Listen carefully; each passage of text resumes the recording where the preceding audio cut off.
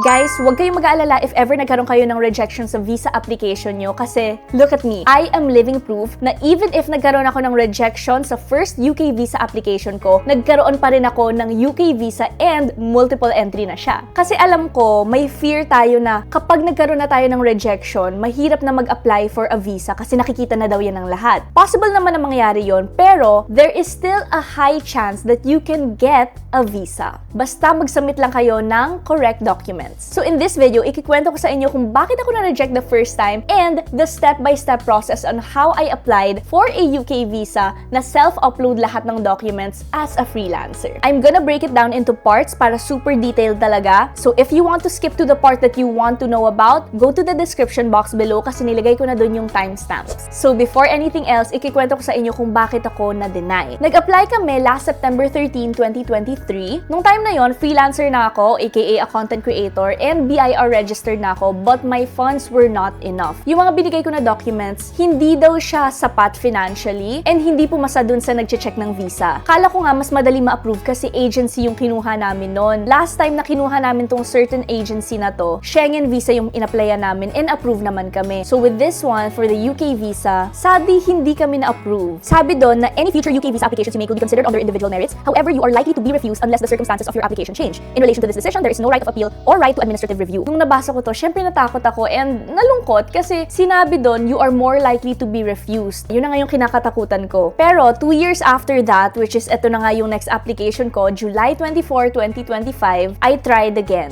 So part 2, this is the process on how you apply for a UK visa. What you have to do is apply for a standard visa online using this link. Ang unang makikita nyo doon is select your language. So click nyo na lang English. Confirm your visa type. Syempre, ang i-click nyo dyan is visit or transit visa. Again, this is for the people na parang katulad ko na for tour lang naman talaga and not for work. Then you click next. After that, i-input nyo yung country name which is Philippines. Check available visa application center locations. So kailangan ang i-click nyo dito is I have identified the location where I will provide my biometrics. Next, you go down and i-click nyo start now. So ngayon, ito na talaga yung actual application. There are 6 steps: start, application, documents, declaration, pay, and further action. So pinili ko siya para masabi ko sa inyo kung ano yung mga nasa loob nun kasi I can't access it anymore since may sarili akong account and nakapag-apply na ako. So baka maguluhan kasi yun. So I printed it out. In the application, i-input nyo doon yung personal details nyo. Make sure correct yung spelling, walang typos, and truthful lahat ng answers nyo. After that, tatanungin kayo sa travel information. What is the main reason for your visit to the UK? Will you be traveling to the UK as part of an organized group? Will you be traveling to the UK with someone who is not your partner, spouse, or dependent? What is the main reason for your holiday visit to the UK? And give details of the main purpose of your visit and anything else you plan to do on your trip. After that, hihingan kayo ng dates on when you want to arrive or leave UK. They will also ask for more personal details on where you live,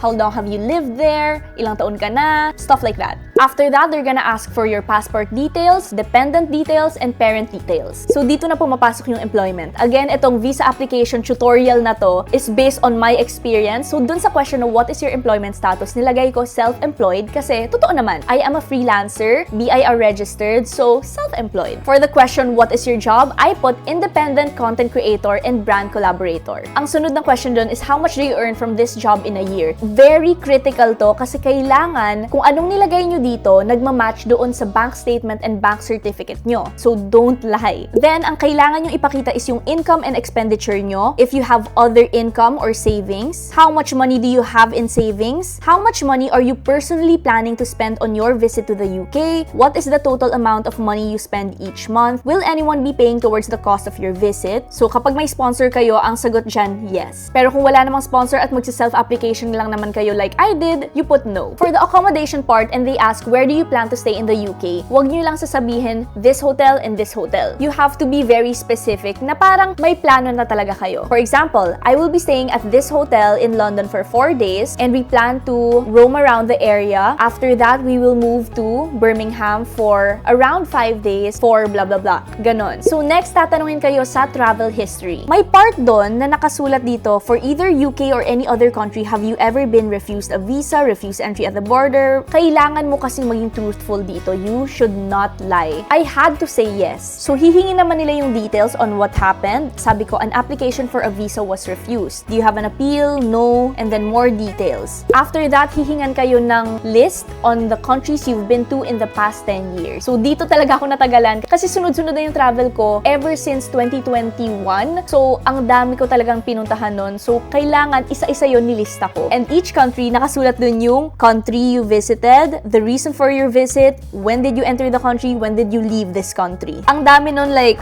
nakailang pages ako.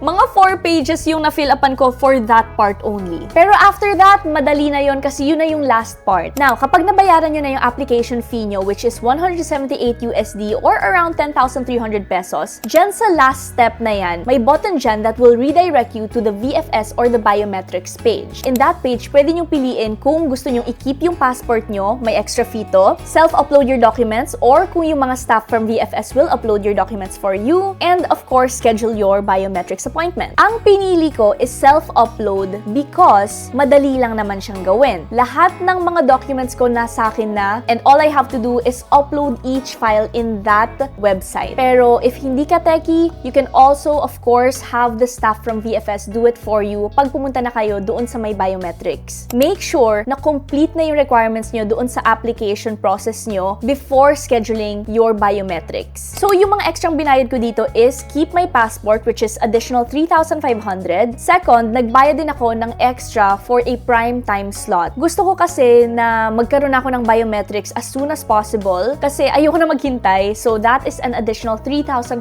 pesos. Kung may extra kayong pambayad, might as well do it kasi kapag hindi kayo nagbayad nito, sobrang haba talaga ng pila sa labas. Ang expectation nyo lang talaga doon is maghihintay kayo for like 2 to 3 hours. Pero when I went there, the place was really empty. As in, ako lang yung nandun and one other guy. Pero sobrang bilis lang. In 10 minutes, I was done. So now, what are the documents that I uploaded? These are the documents na in-upload ko. First, yung checklist. Mapiprint nyo naman to dun sa may application pa lang. I also uploaded my bank certificate, my bank statement, my ITR 2024, UK trip itinerary for the whole duration of our stay, my active visas which are Japan and Korea. And ito, very important, pero sinasabi ng iba hindi na kailangan. But for me, I just feel like kailangan ko siyang ipakita. I wrote a cover letter stating what my job is, bakit ganun yung na-earn ko, the brands I've collaborated with, yung travel history ko na hindi naman talaga ako nagsistay doon na illegally. And that's one thing I didn't do in my first application kasi sabi nga ng agency, parang ito lang yung mga documents na kailangan kong isubmit, so yun lang sinubmit ko. This time, since self-application to, I wanted it to be very sure. Okay lang for me na mag-upload ako ng more documents rather than kulang. So kung ano yung kaya kong ibigay sa kanila, binigay ko na. So next step is to go to the VFS office. Kapag nagba-biometrics kayo, wala naman kayong ibang dapat gawin kundi mag-fingerprints and magpa-picture. Kaya madali lang naman talaga yung process, natatagalan lang kasi ang haba ng pila. During this time, kapag may mga documents kayo na gusto nyong ipascan or ipasubmit sa kanila, this is the best time as well. But I'm telling you, highly recommended ko sa inyo na wag na kayo magbayad ng extra kasi sobrang dali lang talagang mag-upload by yourself. Now, this is the timeline. July 24, nag-apply ako. July 25, nag-schedule ako for biometrics and submitted all my documents. July 26, I had my biometrics. And August 14, dun ako nakakuha ng email that a decision has been made. 10 to 15 working days is the standard, pero may mga iba na nakakakuha ng email within 7 days pa lang, kaya ang galing nga eh. Honestly, at this time, medyo kinakabahan na ako nun kasi hindi ko alam kung ano pa rin talaga yung decision nila. And remember, kumuha ko ng service nila na keep my passport, so my passport was with me, and in the email nakasulat na go back to VFS office, dun nga ibibigay sa akin yung decision. So in my head, ang daming tumatakbo sa utak ko na parang pinapapunta lang ba ako nila dun because kailangan sabihin sa akin harap-harapan na denied, or pinapapunta nila ako dun kasi lalagyan na ng sticker yung passport ko. So hindi ko talaga sure. Ngayon, when I got my results approved, let this be a sign na even if na-deny kayo the first time, hindi ibig sabihin na sobrang no na talaga kayo forever and ever, hindi na kayo makakakuha makakuha ng visa. You will still have that chance. Just make sure you give the right documents. So yun, hopefully very clear naman yung pagturo ko sa inyo on how to apply for a UK visa. If I missed anything, please let me know in the comment section below. And if you wanna see what we did for our London, Birmingham, Stratford-upon-Avon, basta yung UK trip namin, then watch out for my upcoming videos. Yun lang, thanks for watching and good luck manifesting na magkakaroon kayo ng sarili nyong UK visa soon. Bye!